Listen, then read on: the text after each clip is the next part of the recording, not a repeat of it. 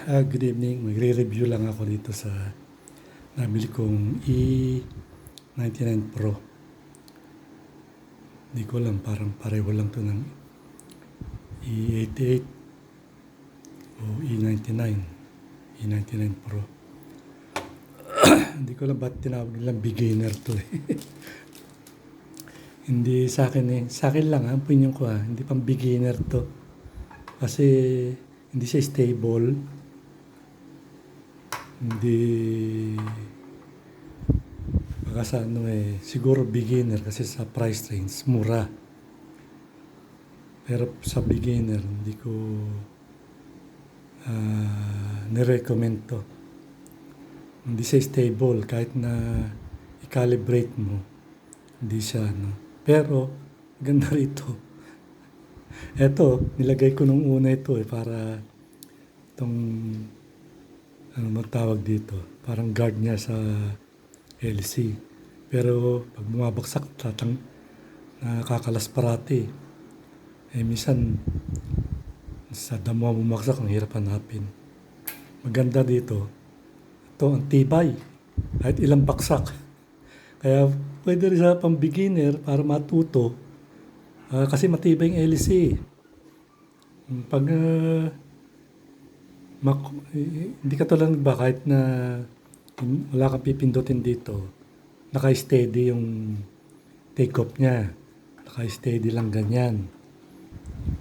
Hindi siya gagalaw. Ito, pag tinake off mo ito at hindi mo inagapan tong controller, biglang bubulusok na gano'n. Kaya sa akin hindi pwedeng pang ito. Yung beginner talagang hindi pa sanay. Yung mga sanay siguro pwede ito. Pero pwede rin kasi nga kapag practice ka, yung mapapamiliarize ka kasi kahit ilang baksak to, tiba itong LC. Kahit, may pre na LC. Yan. Ito pre. Tsaka may extra battery na pre. Yun ang maganda rito. Matagal din naman ng nito battery dito sa remote.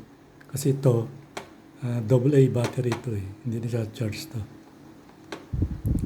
O ewan ko. Ito hindi gumagana eh. Na-try ko ito, hindi gumagana eh. Baka kung dito magano. Pero mas maan ito. Napapaano ko rin naman pero biglang kumakalipas pa kaliwa. Paabante. Kaya agarin mo yung remote nito sa left and right. Kaya ginagawa ko niya pag take off, naagat ko na agad dito. Minsan kasi kahit agadin ko, hindi may stable siya.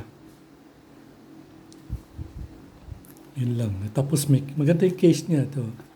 Maganda yung case niya eh. Kaya pwede na rin.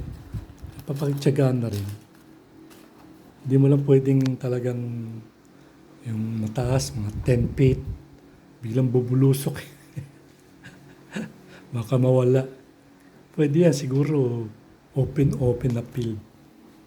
Yung area pala. Open area. Walang hindi pwede sa kalye lang tapos may bahay-bahay.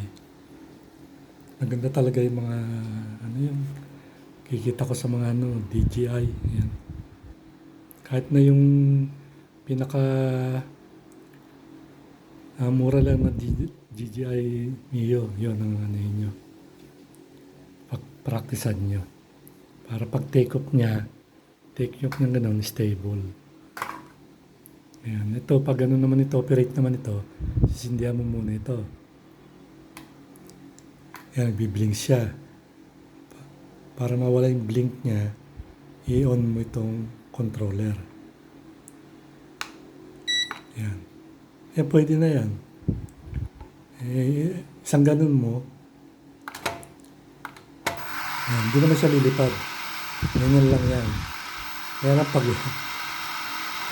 tinake off mo to or pinorward mo to, bubulusok eh. Dapat maagap ka. Tsaka nga hindi nga pwede ito sa ano, yung mga kaya nga pang beginner siguro sa mga ano lang, mga 5 feet hanggang hindi not more than 10 feet siguro. Yan, para hindi mawala. Kasi baka mawala biglang umano sa bahay, sa bubong ng bahay, o sa loob ng bakuran.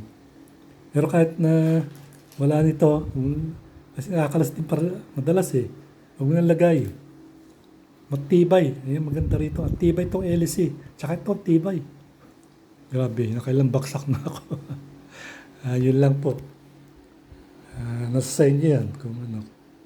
Kung may pera naman kayo, yung sa pinakamurang DJI niya na version 1 ata, ganun, mura-mura ata yan. Ako mag-iipon. Yun ang bibilin ko. Hindi pa kaya ng ano, yung mga version 2, version 3. Maganda yung nakita ko yung version 3. May ano yung return home. Yun ang maganda.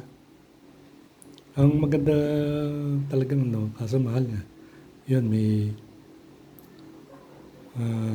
return home, may collision, avoid collision, ganun.